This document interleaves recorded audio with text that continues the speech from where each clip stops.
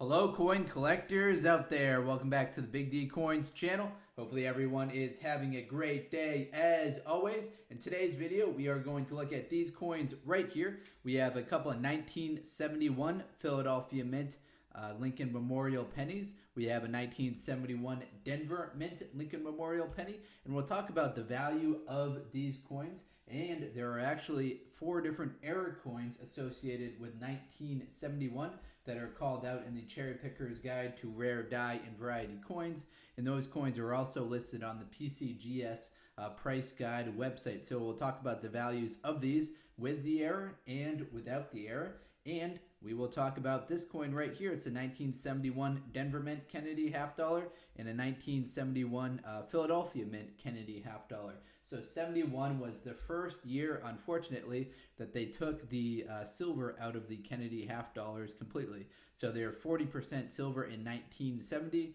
and then they came out with the copper nickel clad Kennedy half dollars, which we had starting in 1971. So that kind of decreased the value of those, but we'll talk more about that when we get to it. I'm going to flip this coin over right here. It's got some interesting coloring and toning to it. Certainly not a very high graded coin, a high gradable coin. Neither are these two right here. Now, as far as the mintage goes for these coins, so the mintage will be one of the factors that drives the price of the coin. There are a lot of these 1971 Philadelphia Mint coins that were made. There were a lot of the Denver ones as well, and a lot of the San Francisco Mint ones as well. So for the Philadelphia Mint, there were 1,909,490,000 of these produced. Now the Philadelphia Mint coins for the pennies will be absent the P mint mark. So if yours doesn't have a mint mark on it, that indicates that it is from the Philadelphia Mint. Now the Denver Mint, guess what? There were more than a billion made, about a billion more were made compared to this mint mark right here versus this mint mark.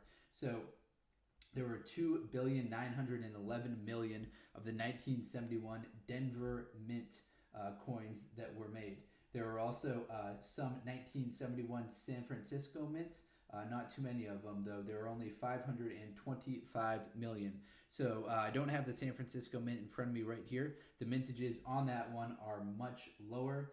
So we've got 1.9 billion for the Philadelphia, 2.9 billion for the Denver, and just 525 million for the San Francisco Mint. There were also San Francisco Mint proof coins that were made in 1971 as well. Those mintages are even lower, just 3.2 million. Now on to the values of these coins. We'll talk about the values of the regular coins, and then we'll get into the description of the error coin up next.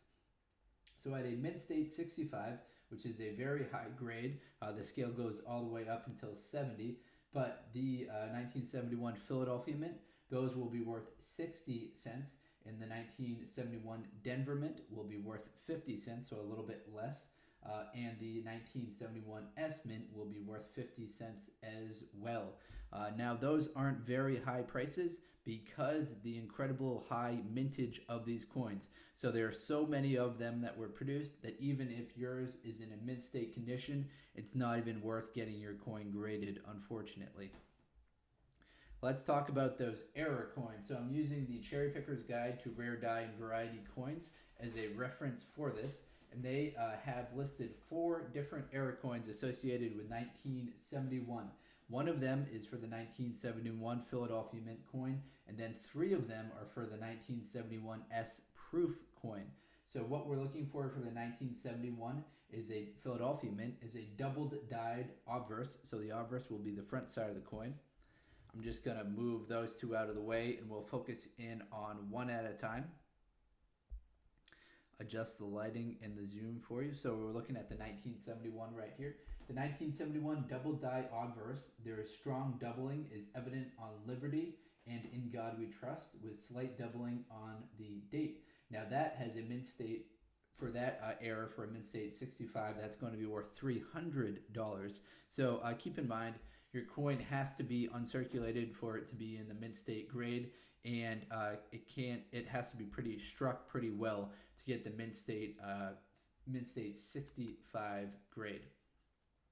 Now, when you're looking at Lincoln pennies, you also need to kind of identify the coloring of the coin. If your coin has a red coloring to it, it'll be worth more than if it has a red and brown coloring to it, and that will be worth more than if it looks like this, which is just a all brown coloring to it. That's important when you look up the PCGS price guide, because all of the copper coins, they're originally the original copper is in a very bright reddish orange color to it. Unfortunately, as copper naturally it reacts to the chemicals found in the atmosphere, such as oxygen, water vapor, and various acids, it goes from that bright orange reddish color to the brown color like this. So the less exposure your coin has to the atmosphere, the better coloring it will be and the higher it will get as far as a red versus red brown versus brown coloring. For it to get that red, it needs to have 90% of its original orange red color to it. The red brown will be 10 to 90% of the original coloring, and then the brown one right here will always be less than 10%. So that's what we're looking at right here, just your standard brown copper penny. Now, the three other errors that the Cherry Picker's Guide calls out are the 1971S proof. There are three different versions of the double die obverse. The most valuable one has strong doubling. It's evident in God We Trust Liberty, and there is no doubling on the date. So that's going to be the rarest of the three.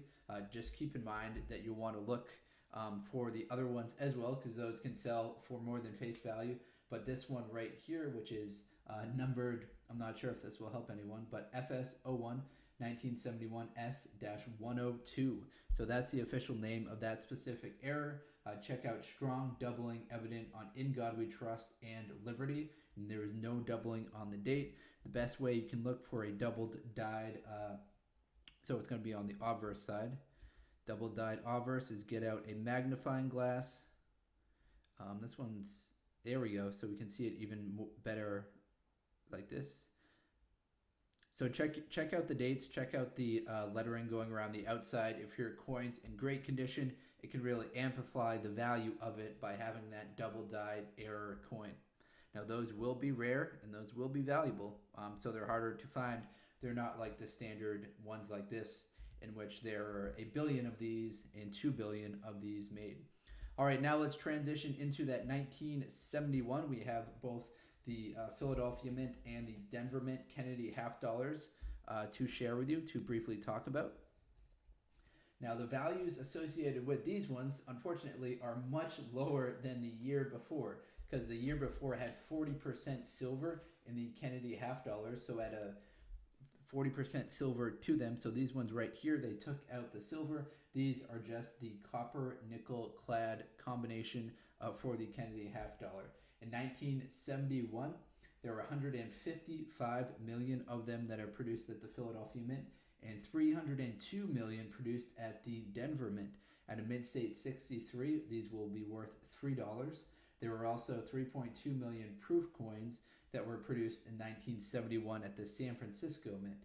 Those at a PF 65 grade will have a value of $4. In case you're new to the Kennedy half dollars, I'll just flip it over so you can see the reverse side right here, so we can see what we're looking at with the 1971 Kennedy half dollar. A very nice looking coin right here. So we see the presidential emblem. We see FG, which is the designer's initials right there. When we flip it back, just your standard portrait of JFK right here on the obverse. All right, everyone, that's all the info that I've got for you for today. Hopefully you enjoyed this video. We took a look at the 1971 Philadelphia and Denver Mint Kennedy half dollars. We also looked at the 1971 Denver Mint penny and 2 1971 Philadelphia Mint pennies. Thank you very much, everyone, and best of luck coin collecting out there. Enjoy!